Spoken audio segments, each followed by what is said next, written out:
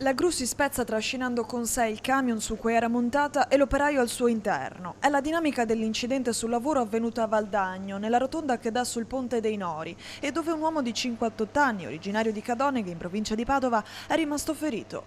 Il luogo è lo stesso dove il 17 aprile dello scorso anno persero la vita padre e figlio, Leone e Francesco Nardon, quando il territorio fu investito da un'eccezionale ondata di maltempo che portò a un parziale crollo del ponte. Secondo la ricostruzione, l'auto articolato stava effettuando interventi di manutenzione per la sistemazione di un marciapiede, quando il braccio allungabile della gru ha improvvisamente ceduto.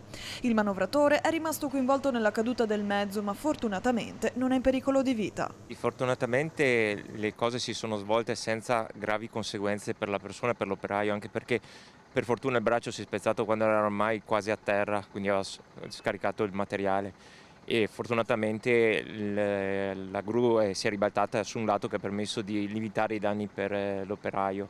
Però effettivamente è stato un episodio molto spiacevole, soprattutto in queste circostanze, diciamo, del ponte dove è crollato alcuni un anno fa.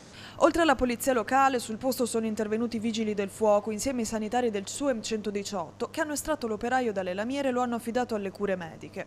Un incidente avvenuto all'indomani del via libera per la demolizione completa del Ponte dei Nori per motivi di sicurezza. Nonostante l'episodio però, i lavori sono ripresi rapidamente. L'area è stata messa già in sicurezza e riaperta al traffico da alcuni mesi, in modo tale da permettere di riprendere la circolazione. Stanno procedendo celermente i lavori da parte dell'amministrazione con le ditte che sono state coinvolte per permettere ai pedoni di poter passare, in quanto prima il ponte che è crollato permetteva ai pedoni di transitare da una parte all'altra. Adesso stanno realizzando i marciapiedi e quindi tutto sta procedendo in maniera più celere possibile. Speriamo, ecco, che non ci siano più intoppi.